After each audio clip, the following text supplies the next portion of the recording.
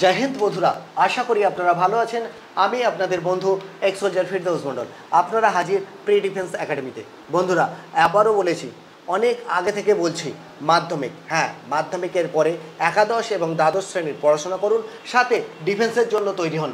আপনার বাচ্চাকে আপনি যদি একবারে সাকসেস করতে চান, তাহলে আবারও বলছি, মাধ্যমিকের পরে সঠিক সময়, কেননা মাধ্যমিকের পরেই আপনাদের রাস্তা বেছে নিতে হয়, কে ইঞ্জিনিয়ার হবে, কে সায়েন্স নিয়ে পড়বে, কে আর্টস হবে, কারণ এরপরেই প্রত্যেকটা গার্জেনের একটা লাইন ফিক্সড করে নিতে হয়। আর মাধ্যমিকের পরে যারা আর্টস নেবে তারা সায়েন্স ভুলে যাবে, যারা সায়েন্স নেবে তারা আর্টস ভুলে যাবে। আপনি জানেন না আপনার বাচ্চা কি হবে, কিন্তু মাধ্যমিকের পরে যদি আপনাদের বাচ্চাকে আমাদের কাছে দেন, আমরা বলে দেবো, ডেফিনেটলি বলে দেবো, মেডিকেল মেজারমেন্ট ফিট হলে অবশ্যই সাকসেস হবে হবে হবে।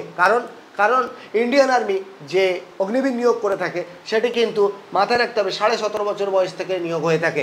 প্রতি 6 মাস অন্তরে একবার হয়, অর্থাৎ বছরে 2বার হয়। 21 বছর পর্যন্ত 9 বার এক্সাম হয়। কবার ফেল করবে বাচ্চা? ফেল করুক না, আমরা সাথে আছি। আমরা আবারও বলছি, একাদশ এবং দ্বাদশ শ্রেণীর গভর্নমেন্ট স্কুল থেকে ওদের পড়াশোনা হবে, সাথে গভর্নমেন্ট সার্ভিসের জন্য তৈরি হবে। হ্যাঁ, একবারে সফলতা চেষ্টা করব, প্রবাবিলিটি বেশি আছে। আজকের আমাদের কাছে একটি বোন এসেছে, কোথা থেকে এসেছে, নাম কি, সকলের সঙ্গে জেনে নেব। নমস্কার। নমস্কার স্যার। কেমন আছো তুমি? স্যার ভালো আছি। মা, তোর নাম কি? স্যার মামনি টুডু। মামনি টুডু। তোমার বাড়ি কোথায়? প্রসাদগঞ্জ। ওটা থানা কি আছে? চোপড়া। চোপড়া ডিস্ট্রিক্ট? উত্তর দিনাজপুর। উত্তর দিনাজপুর। কোন স্কুলে পড়াশোনা করেছো? ফাঁসিদা গভর্নমেন্ট গার্লস হাই স্কুল। পড়াশোনা মানে রেজাল্ট কেমন হবে? কেমন হবে? ভালোই হবে। ভালোই হবে, ভেরি গুড। তো বেটা, তুমি ডিফেন্সের চাকরি করতে চাও, পাপা তোমাকে ডাক্তার বানাতে চাইছিল, কিন্তু তুমি কি চেয়েছো এটা তোমার ব্যক্তিগত রায়, তাই না? তুমি হোস্টেলও দেখে এসছো, কেমন হোস্টেল কেমন? স্যার ভালোই ছিল, কোনো সমস্যা নেই তো? না না। তোমার কিন্তু একটাই চ্যালেঞ্জ, তুমি একবারের জায়গায় 2বার তো 3বার বসলে চাকরি পাবেই পাবে, কিন্তু একটাই আমি চাইছি যে ফার্স্ট চান্সে তুমি বারে যাও। দেখো, একবারে চাকরি পাওয়ার মজাটাই আলাদা, তার মধ্যে কোনো ভয় থাকবে না যে বারবার ফেল করবে না, তার মধ্যে কনফিডেন্সের অভাব হবে।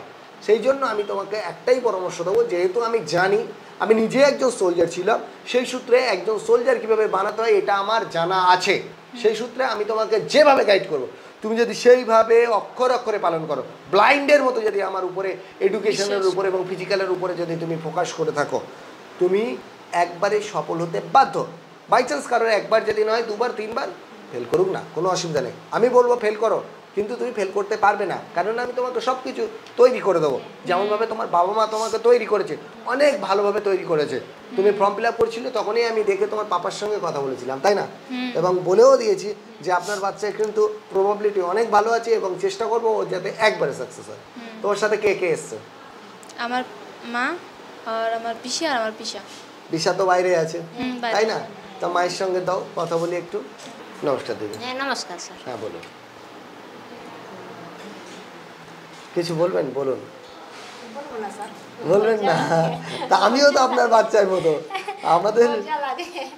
আচ্ছা, দিদিকে দিন তাহলে। দিদি, আপনি কিছু বলুন। নমস্কার। নমস্কার।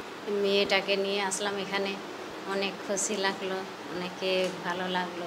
আর আপনার কাছে আমরা অনুরোধ চাচ্ছি যেন আমার মেয়েটা ভালো করে পড়াশোনা করে আর ভালো যেন চাকরি যেন পায়, এটাই আমরা এখানে ধন্যবাদ। দেখুন দিদি, এতদিন পর্যন্ত ওর আপনারা গার্জেন যে কজন ছিলেন, এখন কিন্তু ওর একটা গার্জেন আরো বেড়ে গেল, সেটাকে আমি, তাই তো? আপনার মেয়ে সাকসেস হলে যেমন আপনার আনন্দ হবে, আমারও অনেক আনন্দ হবে। সম্পর্ক কিন্তু এই পর্যন্ত শেষ নয়, একটাই, এটা শুরু।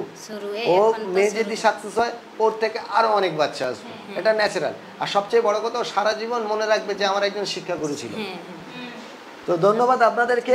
আপনারা আবারও বুঝতে পারছেন যে গ্রামের মানুষ সরল সাদাসিধে হয়, ওনারা অত কিছু মানে বলতেও চান না, কিন্তু খুব বিশ্বাস করে, জানেন তো?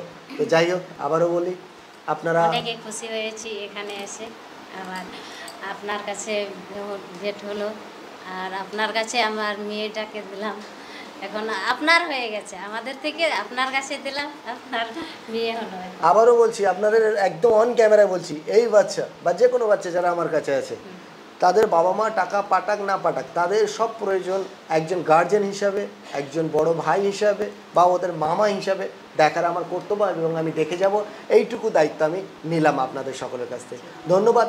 মূল্যবান কমেন্ট ছেড়ে যাবেন, অবশ্যই ভিডিওটি লাইক করবেন, আর যে বন্ধু এবারে এই মাধ্যমিক দিয়েছে, এইচএস দিয়েছে, তাদেরকে এই ভিডিওটি শেয়ার করতে ভুলবেন না। ভালো থাকবেন।